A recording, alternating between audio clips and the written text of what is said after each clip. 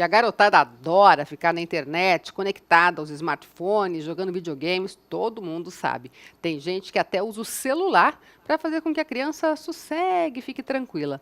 Mas o quanto isso pode prejudicar essas crianças? Quem fala sobre isso com a gente é a nossa parceira, Maria Carolina Lolli. Tudo bem, Lolli? Tudo bem, Elaine. E aí, me conta. Pode ser uma boa para a mãe ter paz, mas pode ser um problema depois. Pois é uma faca de dois gumes, né, a internet. Então, assim, existem faixas etárias, como a gente já comentou várias vezes aqui no programa. Cada faixa etária tem um desenvolvimento específico, então um grau de desenvolvimento daquela fase. Até os 3 anos de idade é quando a criança está aprimorando as conexões nervosas, então aprimorando a linguagem, os sons, ela consegue identificar melhor os sons. Então, nessa fase, se a gente deixar menos ela nesses aparelhos de internet, melhor para o seu desenvolvimento. Por que isso? Então, é muita luz, a criança fica exposta a muita luz e muitos ruídos diferentes. Aí eles podem perguntar, nossa, mas não seria bom isso? Não, até os 3 anos não é bom. Então, a gente teria crianças com dificuldade de dormir à noite, de crianças que não conseguem falar direito, crianças com atraso no início da sua linguagem propriamente dita ali. Então, até os 3 anos de idade, um pouco perigoso. A partir dos 3 anos de idade, a criança já está numa fase então, ela já tem consciência ali da linguagem, ela já sabe distinguir sons diferentes, então seria uma boa. Né? Só que é claro que existem eventos e eventos, né?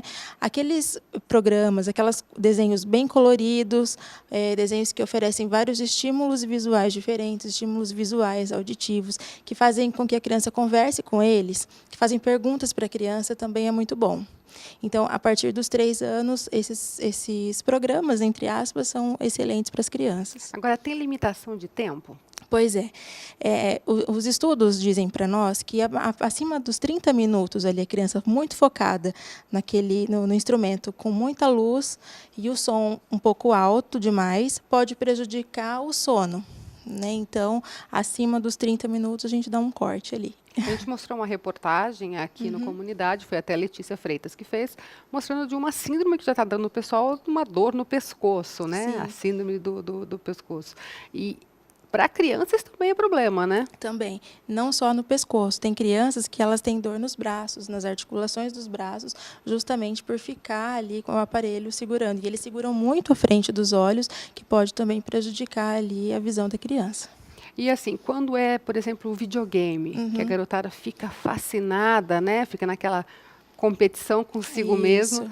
É legal delimitar dias e horários certinhos. Isso, delimitar dias e horários e o principal, o tipo de jogo, porque tem alguns jogos que são muito violentos e esses jogos eles atrapalham por demasia o desenvolvimento cognitivo das crianças. Tem crianças que chegam no consultório, por exemplo, querendo só fazer desenhos, demonstrando violência, eles falam como o personagem do jogo fala, eles emitem ruídos como o personagem do jogo. Então, a gente precisa ter o discernimento ali para evitar esse tipo de programação para as crianças. Tá, e aí nessa situação, às vezes é difícil, a criança faz birra, quer ficar jogando, ou quer ficar com o celular, não quer deixar o tablet de lado. Qual que é a orientação para os pais? Trocar por alguma outra coisa? O que fazer nessa hora? Pois é, isso é um pouco complicado, né? É uma receita de bolo para a gente fazer essa troca, porque esses jogos, esses aparelhos, eles atraem muito a atenção das crianças, né? E para a gente fazer uma troca por um brinquedo pedagógico que não chama tanta atenção, ou então que a criança precisa pensar muito para brincar com aquilo, ela se cansa muito fácil, né? Então, isso vai do costume. Quando a gente fala que a gente precisa dar costumes para a criança, então a gente precisa fazer a rotina da criança.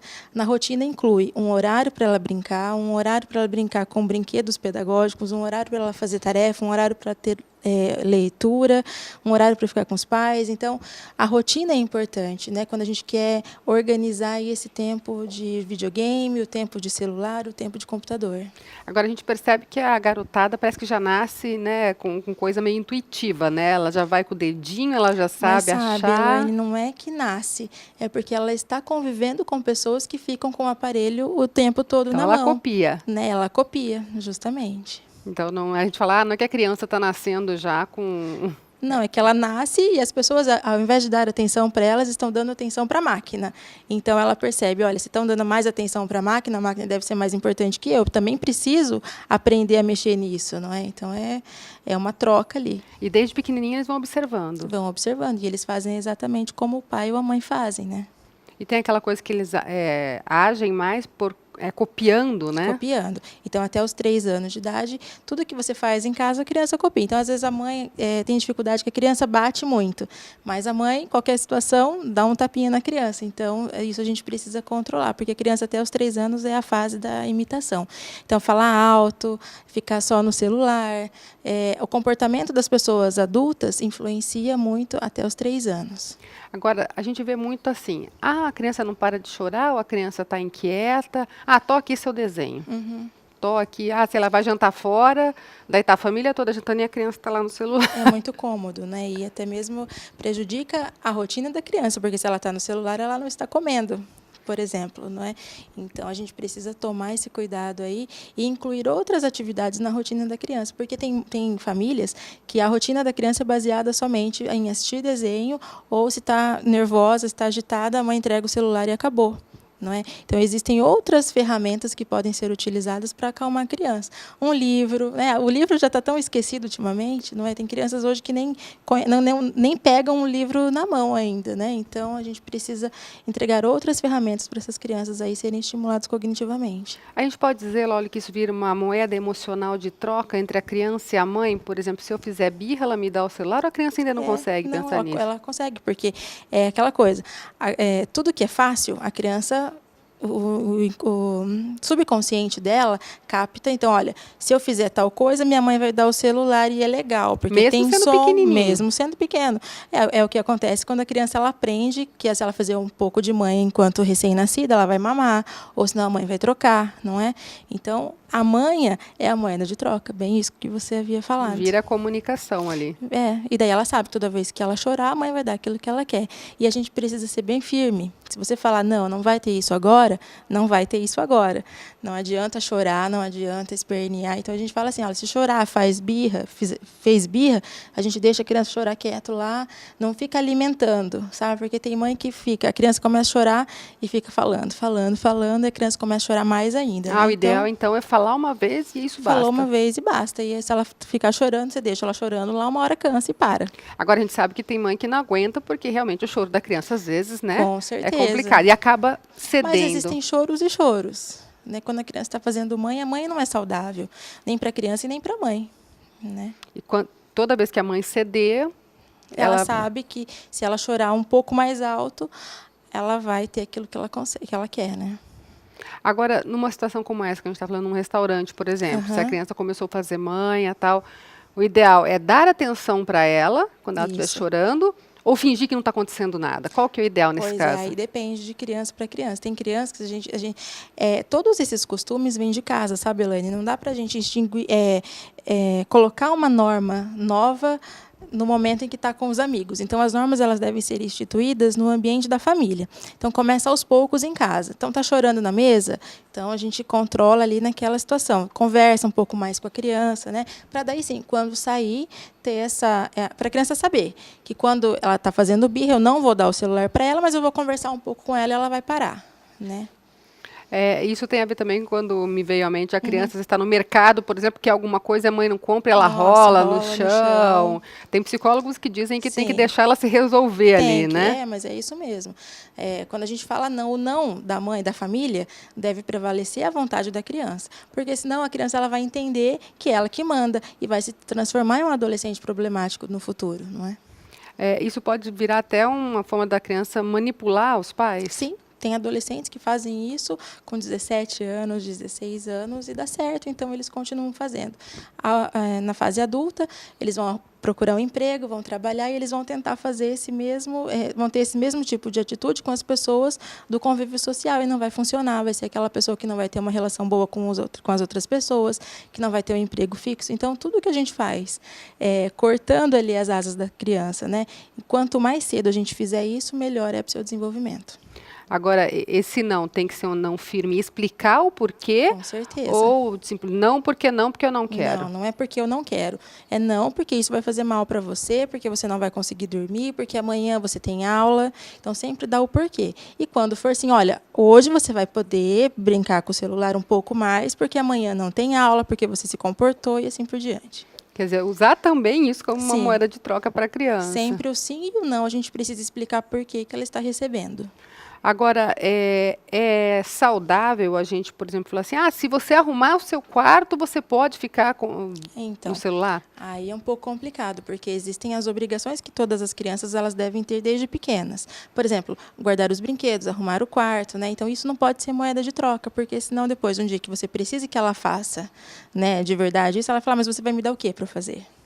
Né? Então, o que é obrigação não é moeda de troca. Então, se você fizer a tarefa, eu vou te dar tal coisa. Não, mas a tarefa é uma obrigação. Então, a tarefa a gente não troca com nada.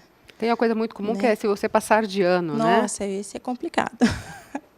Bem isso, as pessoas fazem muitas trocas com o passar de ano, aí chega no final do ano a criança com muita dificuldade, principalmente aquelas que têm dificuldade de aprendizagem, não conseguem êxito ali e acabam se complicando ainda mais. Agora, com que idade é o ideal para a criança ganhar o seu próprio tablet, o seu próprio celular? Que a gente vê que cada vez mais cedo a garotada vai ganhando celulares. Sim. E às vezes celulares caríssimos, né? Uhum. Existem estudos que falam que a partir dos 9 anos, que é quando a criança ela está numa fase de pensamento concreto, que a gente fala, que é quando ela consegue discernir o que é certo e o que é errado. Mas hoje em dia todo mundo é complicado você dar um celular para uma criança a partir dos 9 anos, sendo que todo mundo na escola já vai ter um celular, um computador. Não é? Então, esse 9 anos acaba sendo antecipado bem antes. Então, o que a gente fala é para os pais sempre estarem atentos àquilo que a criança está fazendo no computador. Né? Controlar o tipo de site que ela frequenta ali, controlar o tipo de ferramenta que está sendo utilizada, né? Fazer com que a criança, então, escolha programas para ela que estimulem não só o visual, mas também o auditivo e que faça ela responder coisas. Isso seria saudável. Isso vale para o celular também, essa observação. Com certeza. E os pequenininhos que ganham um tablet lá com 2 anos?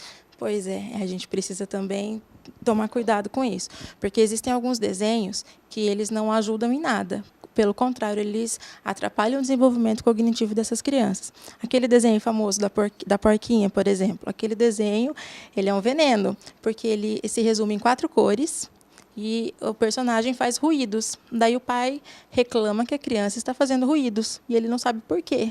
É por causa do desenho. Por conta do desenho. Então, assim, principal é ficar sempre de olho, é dar atenção, como a gente sempre fala, né? Isso, então assim, a gente fala que não faça com o seu filho aquilo que você não gostaria. Então, você não quer que ele seja uma criança violenta, então limite os programas violentos. Você não quer que ele emita ruídos, então limite os desenhos que façam ruídos. E o não é sempre importante, né? E o não deve sempre prevalecer. Então, tá joia. Muito obrigada mais uma vez pela sua participação. Comunidade fica por aqui. Até a próxima edição, nessa quarta-feira, 6 da tarde. Tchau, tchau.